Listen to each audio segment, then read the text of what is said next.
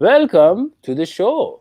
Yeah. We are in the time of the year where we are doing NFL draft previews. This year, we're doing the 2020 NFL draft preview. And the Cincinnati Bengals hold the number one pick in each round. Exciting. It's very exciting. It's very exciting.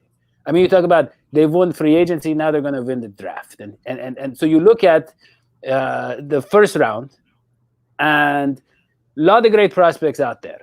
You know, I mean, the Bengals put out a video of all the top QB prospects they could target. So there's a lot of conversation to It's be had. raining QBs. Hallelujah. Yeah, a lot of different ideas of who they could go with. Of course, there's the Ohio State guy, Chase Young, best pass rusher we've seen in a while. So much to discuss. But in the end, I have a feeling your biting sarcasm is sensed. Yeah. I mean, it's a hole in one.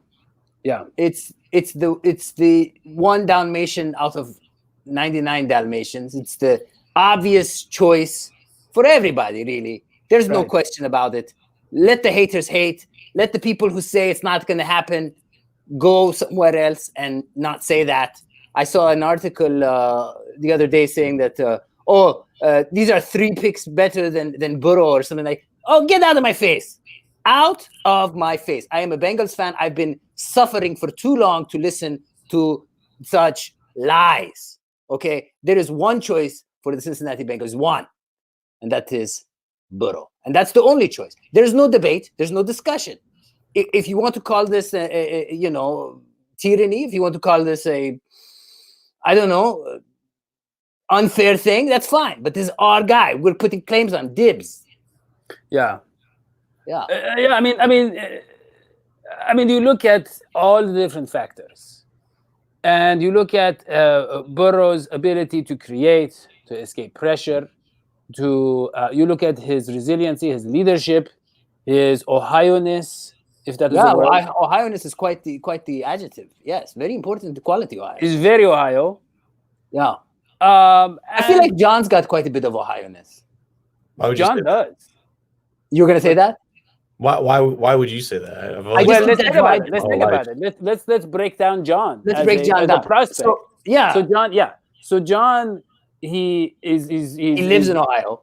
He lives in Ohio. He was born in Ohio. Born in Ohio. He chooses to stay in Ohio. He has stayed after in college, Ohio. He's a Bengals fan. He's a Bengals fan. Even though the Bengals really don't give him a lot of reason to be fan. And John, I mean, I'm sorry, I don't want to cost you followers. I don't know, man, but like that's like you gave me 3 qualities. Well, Burrow only has 2, so is Burrow like 2/3 the Ohioan that I am? Yeah, you are the most. You are the top John, Ohioan. you would be my number 1 pick. If you were in the draft. Yeah, but you're not. You're not in the draft, so you're not our number 1 pick. You're our number 1 pick for this show. We drafted you, John. John. When we drafted John, he was 19 years old. He was the Generation Z. Oh yeah, he was just figuring out life, figuring out what he likes, what he doesn't like. He's exploring sports, and we talked him into football. Yeah, we're like, hey, John, maybe you should watch a little football, learn a little analysis, man. Yeah, I sent him all these tapes, and he was watching our show, which I think that's where he learned most of the stuff about football. He learned a lot of really, you're terminology have to yourself from our lies at one point. We're waiting for you to blow up. This is how it works. We keep poking the balloon until it explodes. But it looks like you're not gonna. You're not taking the bait, John. My story any better though. So yeah. Well, so anyways, enough about that. So enough about John. Yeah. So I mean, you think about the Ohio factor. Okay. He's got the Ohio-ness. What else does he got, Dadio? Go. Well, I mean, fancy feet. Have you ever heard? This is a very technical term in the football world. It's called fancy Fred is there. He has fancy feet. Yeah. Barry Sanders. Okay, so let me just explain to the amateur viewers out there. Fancy feet is when you can step back and kind of jiggle jaggle. Jiggle jaggle is when you take the ball and you go like set hook, right? Okay. And then you kind of move around, and then people are trying to tackle you. This is called tackling. And then you kind of do the fancy feet, and then you throw it away. Yeah, or no, you throw it to a receiver. He's got Andy Dalton was a great quarterback. Didn't have, and he had not so fancy feet. Yeah. I mean, he did kind of get the cold feet in the primetime games. That's true. He has cold feet. Yeah. Cold feet. But then we're looking for a guy with fancy feet. Fancy feet. Got it. John, I'm surprised you haven't heard of this term before. The fancy feet? Yeah. The old FF? Yeah, Dadio hasn't heard pretty of much a staple. Like I was concerned why you weren't using the acronym with that, but no one has more fancy feet than Burrow in this class. Like Sheila had an argument in terms of maneuvering the pocket, but I think in terms of resetting his feet and able to put himself in a good position to throw to escape pressure, no one has the fancier feet than Joe Burrow. Whoa! So Hodgie was actually making sense. Mm-hmm. He was a quarterback's coach. This is known knowledge. Yeah, you didn't know that. I did. Malibu High. I know. Malibu High. Yeah, I remember. It was online. I was an online coach. But let's be honest. When you're talking about Burrow, it's one of the rare cases where you really have to scrape the barrel to find the cons, the weaknesses to his Not game. really. He's got one big con. Weak arm.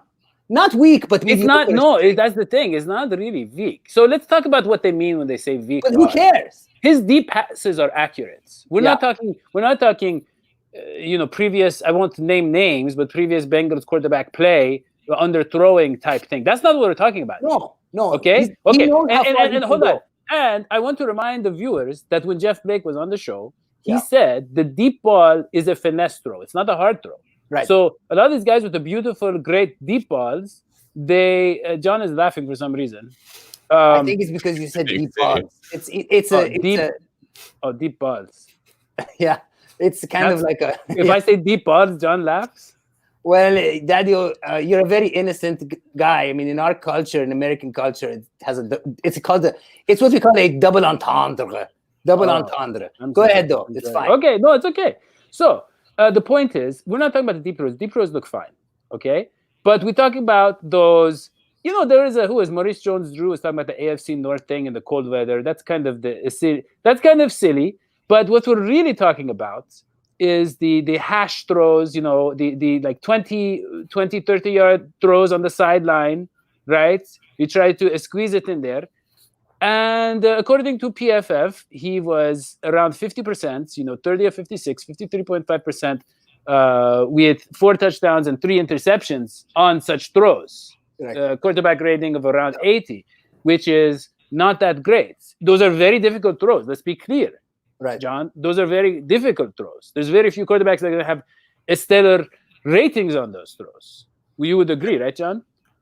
Yes, I think when you talk about Burrow and when he potentially might have some trouble with in the pros is that sometimes there's going to be tight window throws where he might not have as much juice as a guy like Justin Herbert or as a guy like Jordan Love has.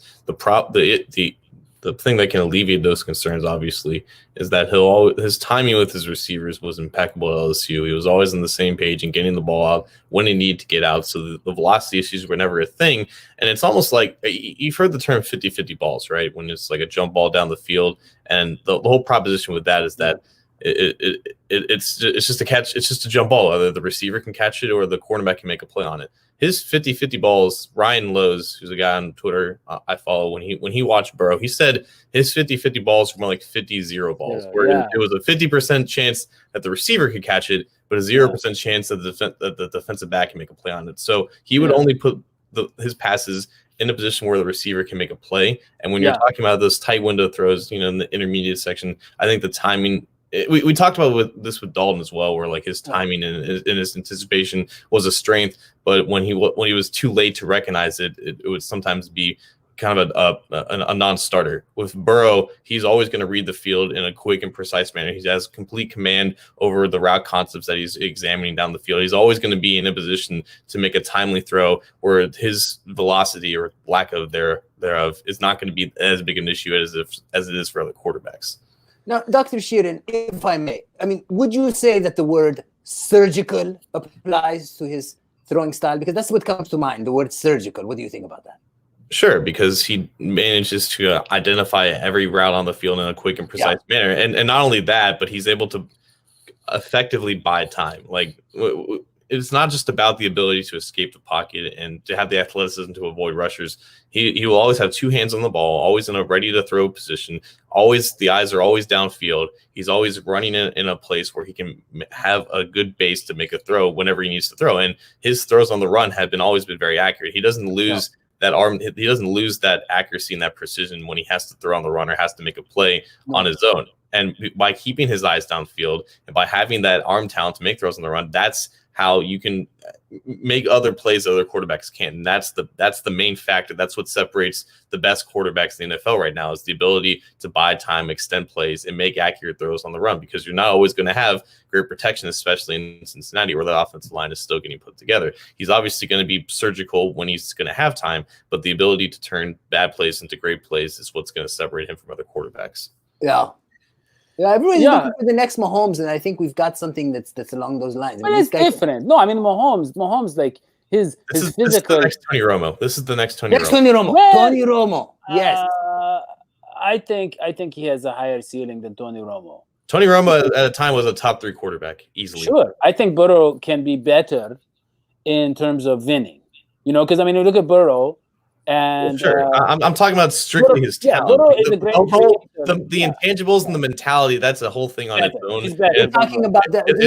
It's hard to quantify that, though. Yeah, it is. Daddy's talking about the swagger factor. That's what we call that in QB coaching. We call that the swagger factor. And physically, he looked tougher than Romo. I'm not saying that. I don't know, man. Tony Romo's a pretty tough guy. Romo broke like his clavicle like every year. Remember? Well, I mean, the clavicle is not in your own control. Oh, strictly from a physical talent standpoint, this is a Tony Romo clone, but with the mentality that rivals that of a Peyton Manning and Tom Brady. So when you combine those 2 factors, you get a very special prospect. Yeah, he's almost as if he's more of a competitor than Manning. I think so. Stop nitpicking this. I'm just trying to make a general point. Yeah, man. But nuance is the key. Nuance is the key to analysis. Okay. So look, I think we all would be fine with drafting Burrow. And I think the entire Bengal fan base wants us to draft Burrow, and that is great. Now we get to the second round, things get a little more complicated because we have we have like 31 teams taking players. We can't just choose the second player in a row. We have to wait for another 31 teams to choose. Then we get to choose. Yes, those are the rules. Now, just in case there's people out there wondering, Daddy was talking about the nature of drafting itself, exactly, and picking things. Yes, exactly. Go ahead. You got to pick one thing, then you got to pick another thing. Yep, with you. Yeah. So we don't know who's going to be available. We know what positions we need. Well, there's going to be. There's going to be a lot of QB picking early on. We know that this is a QB class. Okay. Well, it's a wide receiver class first and foremost. Right. It's a good QB class, not incredible. And if I may go first, my inclination would be that I'm hoping that in round 2, the infamous T. Higgins will be available for picking. Okay. I mean, this guy, T. Higgins is it's like, he shouldn't be called T. Higgins. He should be called Coffee Higgins because he's caffeinated. He's a caffeinated human being. And the man reminds me so much of A.J. Green. And you know what? You can't have too many A.J. Greens on the field. He's going to be a great person to come in, learn under Green, be a receiver that Burrow can just. I mean, we could be talking about like the Montana Rice revival kind of thing. This is like he's lanky and yet has a big frame. When you get that combination, he's lanky, he's got a big frame. He can catch high, he can catch low. He grabs balls straight out of the air. So the ball will be flying in the air and he will grab the ball and then he'll shield that ball from the defenders and run right into the end zone. He's an end zone target, so you can target him when he's in the end zone, and yet he's capable of turning the screens into big games. So it's really amazing here what we got in T. Higgins. The guy is outstanding. He's the guy we got to pick if he's around. Yeah, I do think that a lot of the stuff you said was technically true. Yeah. And yeah, I mean, so we got the comments from Mike Russin. He's saying Higgins is gonna be gone. In the first round. Mike, don't do this to me, man. Yeah, but I mean, look, that would mean what? 4 receivers going in the first round, John? That'd be a lot, right?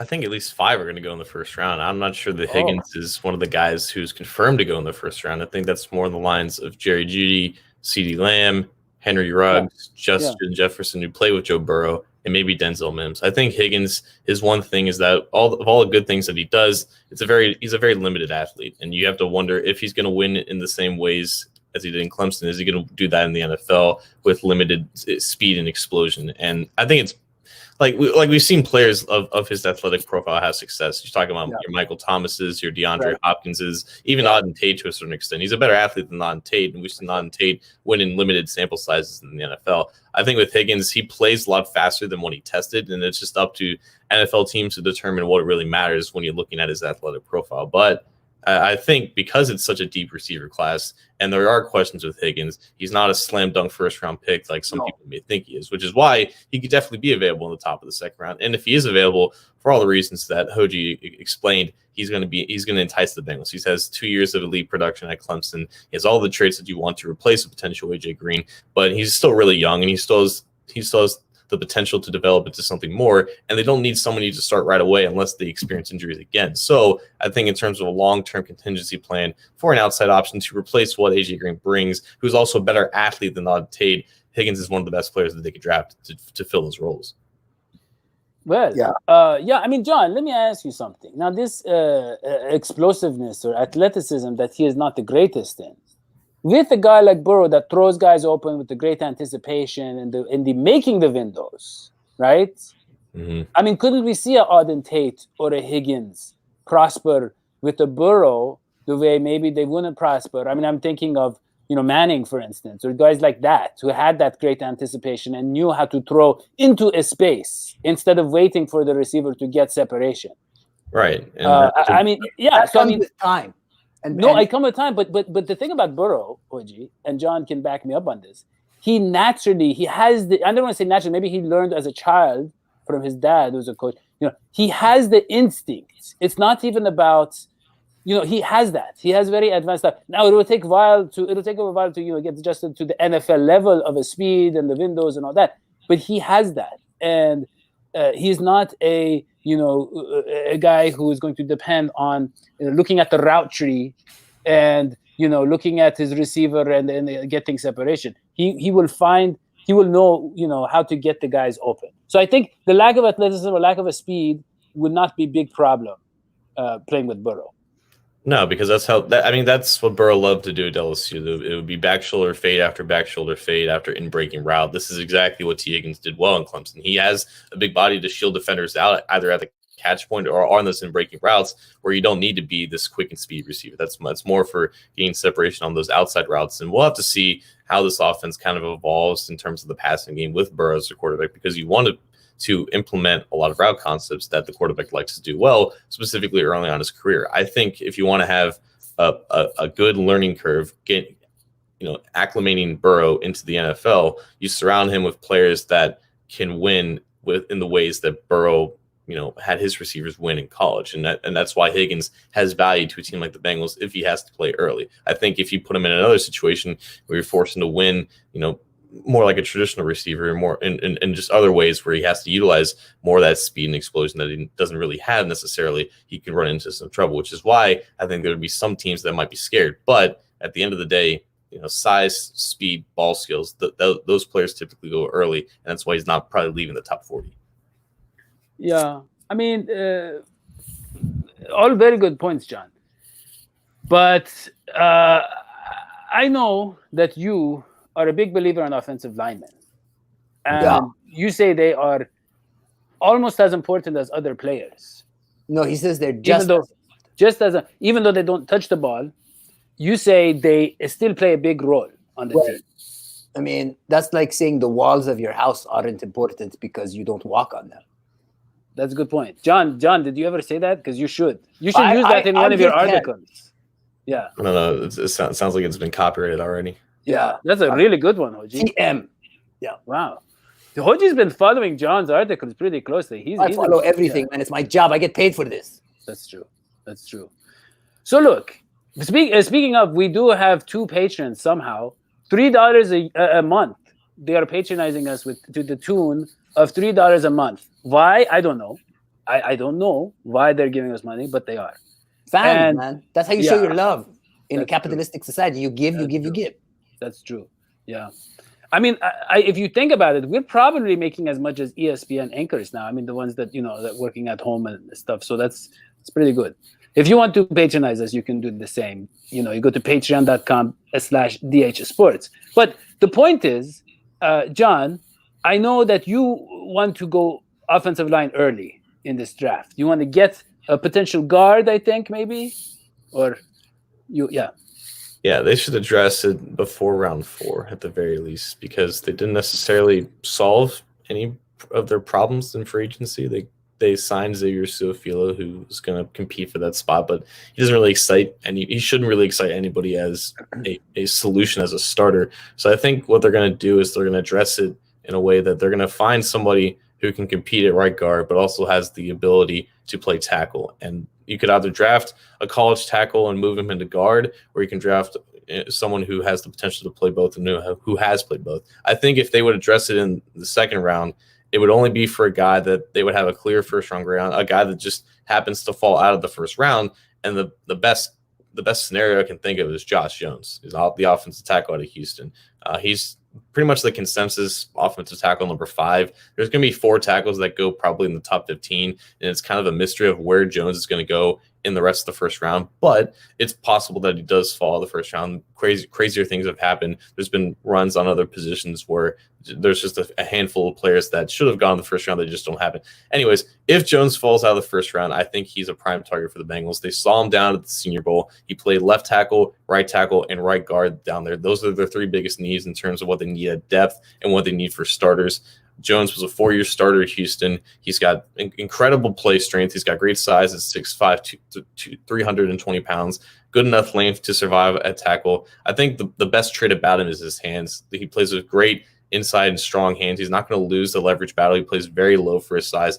The only issues with him is that at Houston, obviously, it's a little bit of a different offense than what you would see out of the SEC or any other programs like that. They passed the ball a ton, but they didn't have a lot of true pass sets. And what I mean by that is they didn't go into a lot of 45 degree or vertical sets in pass protection. So his footwork is very raw for what you would expect a 22, 23-year-old player coming into the NFL would like to be. I think Pro Football Focus only charted him with 35 true pass sets. So there's a lot of athleticism to this game, and he's able to get out in space and create space when pass protection. So the athleticism and the ability to do it is there, but the experience of actually doing it at the level that you would do it in the professional level, that experience is not there. So that's why he could potentially slip further than what you would expect.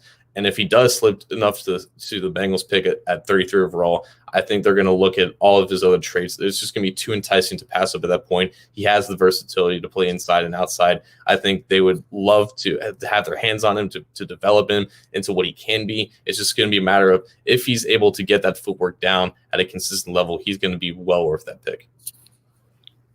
Very, very interesting. Very interesting. So do you think, you look at, I know, John, you're going to roll your eyes. But, like Obwehi, for instance, was considered. I know. But, he was considered a guy that needed to be developed, and we had no idea how. And maybe he didn't have the potential to be developed. But do you feel more confident in Jim Turner of developing? Because this guy, he needs to put some more meat on his bones, and he needs to get, he has a lot to, like you said, footwork and other things. Do you think that Turner is the guy to turn this guy into a star? Yeah, I think Jim Turner has the base capability of doing that. The differences between Obwehi and Jones, that Obwehi was just soft. Like, he had the size, he had the athleticism, he didn't have any of the strength to absorb power in the NFL. He didn't have any gummy bear. No, gummy bear. You saw. When Josh Jones went down to the Senior Bowl, one of the main problems with him was also he didn't face a lot of NFL-ready pass rushers. His strength of schedule at Houston was very soft. He came down to the Senior Bowl. He played the best seniors down there, and he was dominant, man. He was able to do everything that you saw at Houston, also at a high level against much better players. The difference between Obwehi and a guy like Jones is that Jones already has the base functional strength to function in the NFL, or Obwehi needed to completely redevelop that. He didn't have the the drive and the motivation to develop into something like that. That's why he fell off. I don't think that's necessarily going to be a problem with Jones. Jones's main problem is just reworking that footwork to just a competent level. As soon as you get that, the athleticism that a boy he had, that's there for Jones. Maybe not at that level, but definitely bigger, more size, more strength, more actual functional play strength, more functional hand usage. I mean, he's a much better prospect than Cedric Ogbuehi was coming out. The Bengals had this whole other concept about what Ogbuehi was that just did not match what reality was. So in that offensive line, Coach Paul Alexander is out of the picture. Obviously, Marvin Lewis is out of the picture. Everybody who invested in Ogbuehi is basically gone. Like I still have Ogbuehi. That's what we say. We say they've been Ogbuehi. I still have slight concerns about Jim Turner, but I don't think that Jones is so far off where a guy like Turner wouldn't be able to develop him. No. Okay. We're talking gummy bear versus rock candy scenario. That's what we say. That's good. I'll tell you this, John. I like the line. I like our offensive line. I'm not saying we shouldn't get somebody, but you got to get someone. Yeah, I know, but I think you know what to think about. Let me ask you. Yeah. I bought an iPhone 11 Pro Plus. Okay. And it's okay. I like it. Yeah. Now, am I not going to get a case for that phone? You're going to get a high caliber, expensive QB like Burrow and not protect him. He might get hurt, but even worse than getting hurt, what if he's not successful quickly enough and he loses his mojo? He loses his confidence. Yeah, that's not no. I'm not saying you shouldn't have a guy. He's going to start smoking long cigarettes. I like a lot of like a Hollywood movie star, and we don't want that. We want the cigar Burrow, not the cigarette Burrow.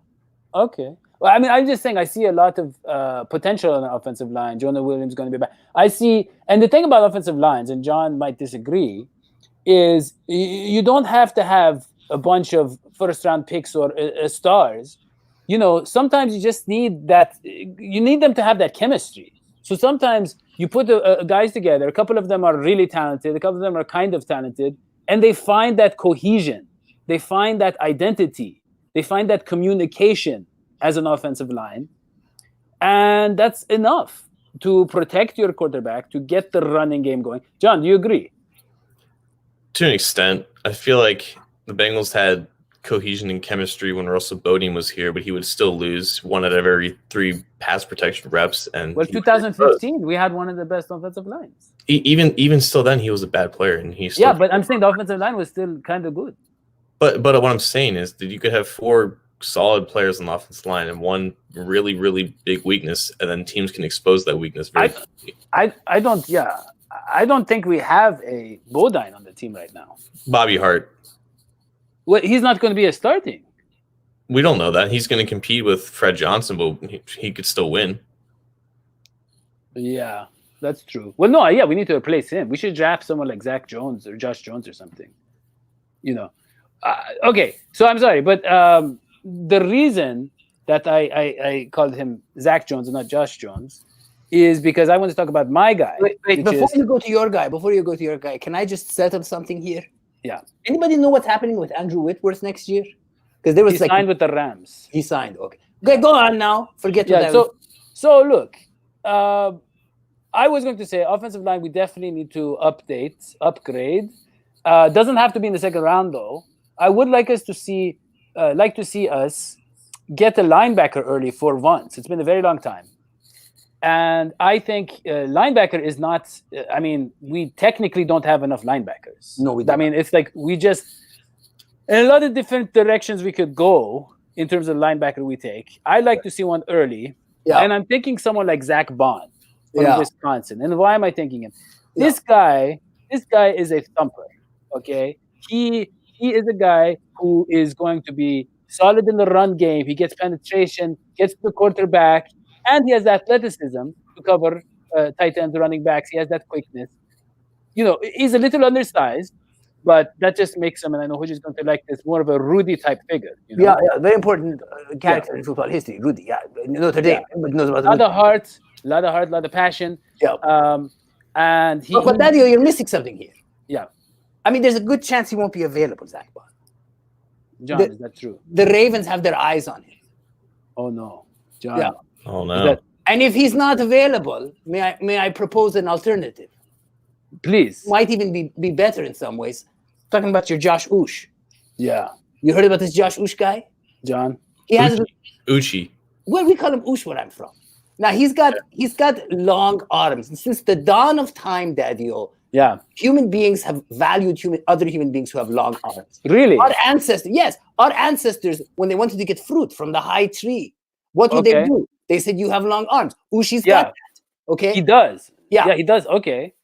So does Zach Bond have long arms? No, he doesn't. That's one of his weaknesses. Look it up. But I know Ushi has long arms.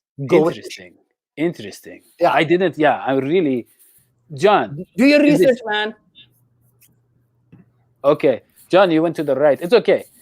But look, so the thing is, I like the idea. John, correct me, of Zach Bond being that kind of that leader in the linebacking core. Kind of that guy we rely on over time once he gets adjusted to the NFL. And I think he's a little antsy to make plays sometimes. He's a little eager, he's a little bit disciplined. But I think he would get that with good coaching. I think Bond is incredibly intriguing for all the right reasons. And I think Cincinnati has their eyes on him for one specific reason in general, is that their defense is evolving. It's to a place where they want guys who are more versatile than they've ever been bringing in. So they need depth at edge rusher, right? They don't only have Dunlap, Hubbard, and Lawson. Lawson's entering a contract year. Dunlap's getting older and older. They need guys who can rush the passer. Bond brings that. He's best as a pass rusher. That's where he was most effective. Johnson. But also Bond has the capability to play in space. He's a very natural and fluid athlete. He can operate in those short zones and coverage. He can diagnose plays in the run. He doesn't have a lot of experience playing off ball, but he has the athleticism to do it at a high level. I think what the Bengals are interested in is just playing him as a strong side linebacker, playing him up against the line of scrimmage, and having the offense not knowing how to identify him as. He's a box player, but they don't know if he's blitzing. They don't know if he's playing the run. They don't know exactly what his role is. I think that's the player that they kind of want to fill out the rest of that front seven, a guy who can be a 34 outside linebacker, if you will, a guy who can rush the passer but can also drop back into coverage, a guy who you can't really identify. That's what the Bengals have had such an issue playing the Ravens, because their linebackers are basically positionless players. They're either blitzing, they're either dropping back in coverage. You don't exactly know what their roles. They're not traditional linebackers, and that's exactly what Zach Bond is. He's not a traditional linebacker. He's a guy you can do multiple things with. He's a guy who's athletic enough to do everything that you ask him to do. If you ask him to be a traditional linebacker and play him 5 yards off the ball, he's not going to be as effective as he would be playing up against the line of scrimmage, because you're right. He's a great blitzer. He's a great pass rusher. He can, knife through tackles and knife through gaps and make plays in the run game.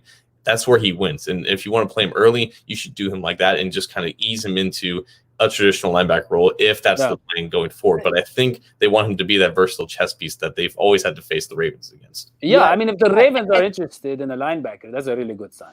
Yeah, go ahead. And I would tell you, as John said, he can play in space. Everybody knows the future is in space. He can play in a box. That's not what they mean.